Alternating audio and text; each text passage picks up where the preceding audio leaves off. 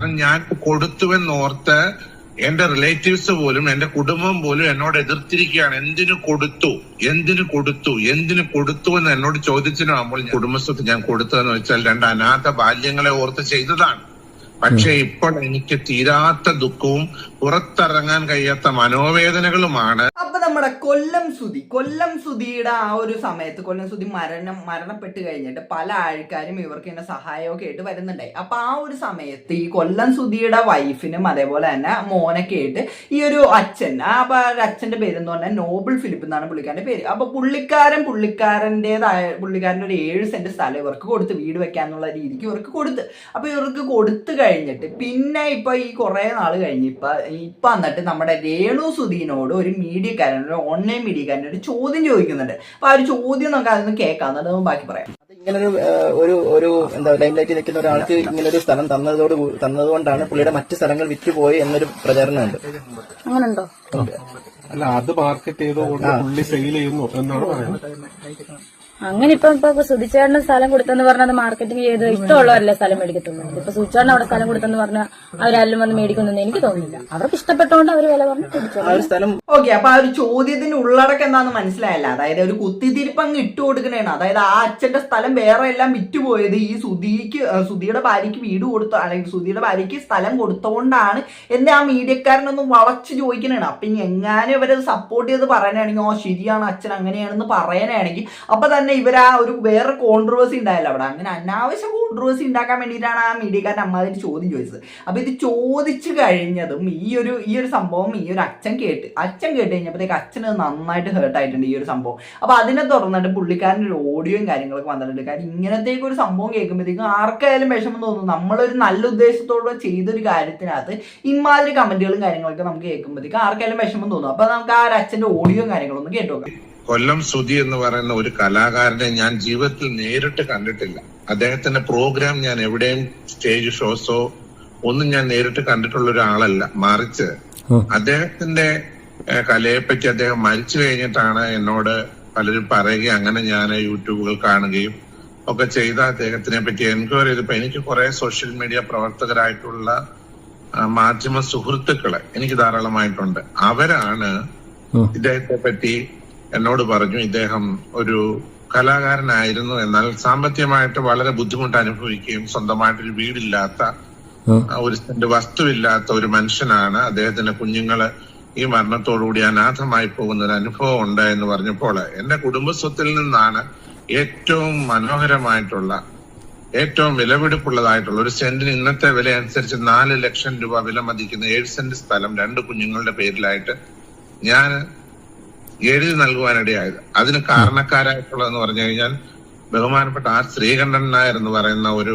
മാധ്യമ പ്രവർത്തകനും അതേപോലെ തന്നെ എന്റെ ഒരു അടുത്ത സുഹൃത്ത് രാഹുൽ ഇരുമ്പുകുഴി എന്ന് പറയുന്ന ഒരു മാധ്യമ സുഹൃത്തും കൂടെയാണ് എന്നോട് റിക്വസ്റ്റ് ചെയ്ത് ആർ ശ്രീകണ്ഠൻ നായർ എന്ന് പറയുന്ന ഒരു കേരളം ലോകം അറിയുന്ന മലയാളികൾ അറിയുന്ന ഒരു വലിയ മാധ്യമ പ്രവർത്തകൻ എന്നോട് പറഞ്ഞു ഏറ്റവും നല്ല ഒരു പ്ലോട്ട് ഈ കുഞ്ഞുങ്ങൾക്കായിട്ട് നൽകുകയാണെങ്കിൽ അത് വളരെ നല്ലതായിരിക്കുമെന്ന് റിക്വസ്റ്റ് ചെയ്തതിന്റെ ആ റിക്വസ്റ്റിനെ റെസ്പെക്ട് ചെയ്തിട്ടാണ് ഞാൻ ഒരു 7 സെന്റ് സ്ഥലം ഈ 2 മക്കൾക്ക് നൽകുന്നത്. ഓക്കെ, അപ്പൊ കേട്ടല്ല, പുള്ളിക്കാരൻ അത്രത്തോളം അതായത് ഇവരെ അതായത് ഈ സുധി എന്ന് പറഞ്ഞ ആളെ കൊല്ലം സുധി എന്ന് പറഞ്ഞ ആളെ ഈ അച്ഛൻ അറിയില്ല. പക്ഷെ എന്നാലും ഈ ശ്രീകണ്ഠൻ നായരും ഇവരൊക്കെ പറഞ്ഞത് കൊണ്ട് മാത്രമാണ് ഈ അച്ഛൻ ഇത് കൊടുത്തത്. അങ്ങനെ കൊടുത്ത ഒരാളെയാണ് ഈ മീഡിയക്കാരൊക്കെ കൂടി ഇങ്ങനെ ചിത്രീകരിക്കാൻ വേണ്ടി നോക്കുന്നത്. അപ്പൊ ബാക്കിയാണ് ഏതോ ഒരു സോഷ്യൽ മീഡിയയിലെ ഒരു വ്യക്തി ചോദ്യം ചെയ്യുകയുണ്ടായി, നിങ്ങളെ മെയിൻ ലൈനിൽ നിൽക്കുന്ന അല്ലെങ്കിൽ ലൈം ലൈനിൽ നിൽക്കുന്ന നിങ്ങളെ മുൻനിർത്തിക്കൊണ്ട് ആ പുരോഹിതൻ ഈ വസ്തുക്കൾ വിറ്റു, അദ്ദേഹം നിങ്ങളെ വെച്ച് കച്ചവടം നടത്തി കാശുണ്ടാക്കി എന്നൊക്കെ എത്ര അർത്ഥശൂന്യമായ സംസാരമാണ് ആ സോഷ്യൽ മീഡിയ പ്രവർത്തകൻ ഈ സ്ത്രീയോട് ചോദ്യം ചോദിക്കുന്നു. പക്ഷെ അവരതിന് തക്കതായ ഉത്തരം കൊടുക്കുന്നുണ്ട്. എനിക്ക് അങ്ങനെ തോന്നുന്നില്ല. വസ്തു വാങ്ങാൻ ഒരാൾ വന്നു കഴിഞ്ഞാൽ പണം ഉണ്ടെങ്കിൽ വസ്തു ഇഷ്ടപ്പെട്ടു കഴിഞ്ഞാൽ അത് വാങ്ങുക എന്നുള്ളതല്ലാതെ ഈ കുടുംബത്തിന്റെ പേര് പറഞ്ഞ് എന്നോട് ആരും വസ്തു വാങ്ങാൻ ഇവിടെ വരാറില്ല. അപ്പൊ ഇത്യാദി പല കാര്യങ്ങള് എന്നെ മനോവേദനപ്പെടുത്തിക്കൊണ്ട് ഇത് കൊടുത്തതിന് ശേഷം എനിക്ക് യാതൊരു അഡ്വാൻറ്റേജും ഉണ്ടായിട്ടില്ല.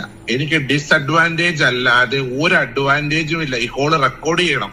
കാരണം ഞാൻ കൊടുത്തുവെന്നോർത്ത് എന്റെ റിലേറ്റീവ്സ് പോലും എന്റെ കുടുംബം പോലും എന്നോട് എതിർത്തിരിക്കുകയാണ്. എന്തിനു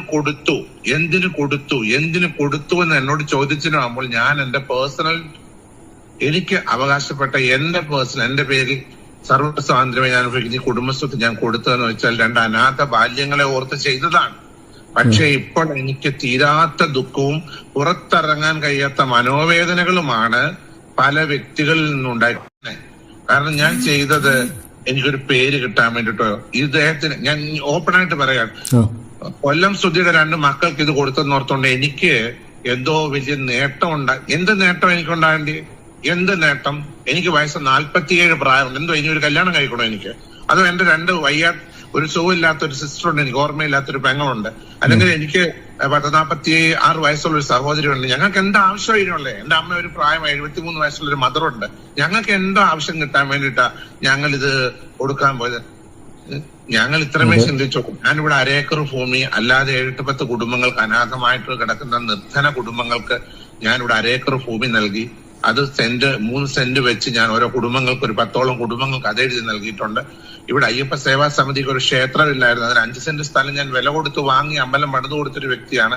അതുപോലെ തന്നെ ഇവിടെ SNDP ക്ഷേത്രത്തിലേക്ക് പോകാൻ അവർക്ക് വഴിയില്ലായിരുന്നു.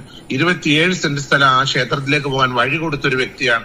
അതൊക്കെ ഞാൻ കൊടുത്തത് എനിക്ക് പേരുണ്ടാകുക എന്നുള്ളതിൽ, മറിച്ച് ഞാൻ US നിന്നും വിദേശത്തു നിന്നും ഇവിടെ മടങ്ങി വന്നപ്പോൾ ഇവിടെയുള്ള പൊതുസമൂഹത്തിൽ പല ആൾക്കാർ എന്നോട് വന്ന് പറഞ്ഞു, ഇങ്ങനെ പല പ്രയാസങ്ങളിൽ കഴിയുന്ന ആൾക്കാരുണ്ട്, അല്ലെ അങ്ങനെ ആവശ്യങ്ങളിൽ കഴിയുന്നവരുണ്ട്, പല വേദനകളിൽ ഇരിക്കുന്നുണ്ട്. അവരെ ഇവിടുത്തെ തൃക്കൊടിത്താനം പഞ്ചായത്തിൽ 9-ാം വാർഡിൽ 3 സെന്റ് സ്ഥലം ഒരു അംഗൻവാടി പണിയാൻ ഏറ്റവും കണ്ടായ സ്ഥലം ഞാൻ നൽകി.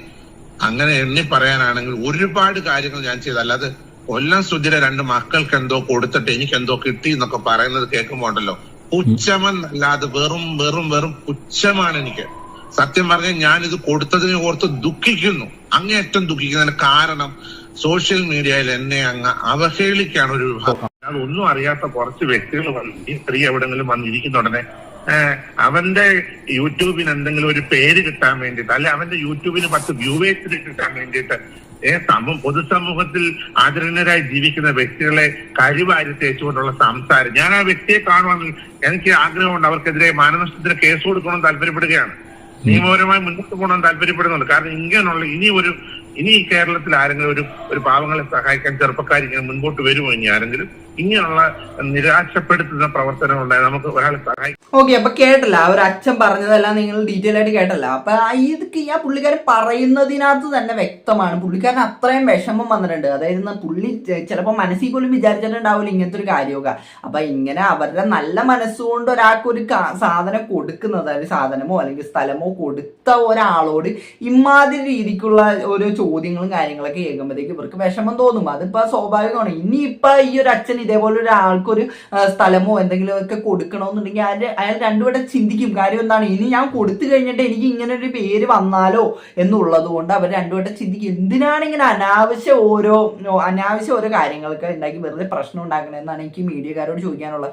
ഇവരുടെ ഉദ്ദേശം എന്ന് പറഞ്ഞു കഴിഞ്ഞാൽ എന്തെങ്കിലുമൊക്കെ പ്രശ്നം ഉണ്ടാക്കി അത് വെച്ചിട്ട് റീച്ച് ഉണ്ടാക്കാൻ വേണ്ടിയിട്ട് നടക്കുന്ന കുറെ ഓൺലൈൻ മീഡിയക്കാർ ഇവിടെയുണ്ട്. അപ്പൊ ഇവറ്റകളുടെയൊക്കെ ഒരു സ്ഥിരം പരിപാടിയാണിത്. പക്ഷെ ആ ഒരു ഇപ്പൊ രേണു അതിന് മറുപടി കൊടുത്തത് നമ്മൾ കേട്ടല്ല. രേണു ക്ലിയർ ആയിട്ടുള്ള മറുപടി തന്നെയാണ് അവിടെ കൊടുത്തത്. കാര്യം സ്ഥലം ഇഷ്ടപ്പെട്ട് കഴിഞ്ഞാൽ അവർ വന്ന് മേടിക്കുക. അല്ലാണ്ട് ഇപ്പൊ സുധി എന്ന് പറഞ്ഞൊരു ആൾക്ക് സ്ഥലം കൊടുത്തുകൊണ്ട് അത് മേടിക്കണമെന്നൊക്കെ പറയുന്നത് എന്ത് മണ്ടത്തരമാണെന്ന് മാത്രമേ എനിക്കിതിനകത്ത് പറയാനുള്ളൂ. അപ്പൊ ഇങ്ങനെ അനാവശ്യ പ്രശ്നങ്ങൾ ഉണ്ടാക്കി ഇതേപോലെ ആരെങ്കിലും സഹായിക്കണമെന്നുള്ളവരുടെ മൈൻഡ് കൂടെ മാറ്റാണ്ടിരിക്കുക എന്ന് മാത്രം പറഞ്ഞുകൊണ്ട് ഞാൻ ഈ വീഡിയോയുടെ നിർത്തുന്നതാണ്. അപ്പൊ എന്താണ് നിങ്ങൾക്ക് ഇതിനെ പറ്റി പറയാനുള്ളത്? വീഡിയോയുടെ കമന്റ് വീഡിയോ ഇഷ്ടപ്പെട്ടല്ലേ സബ്സ്ക്രൈബ് ചെയ്യാൻ എല്ലാവർക്കും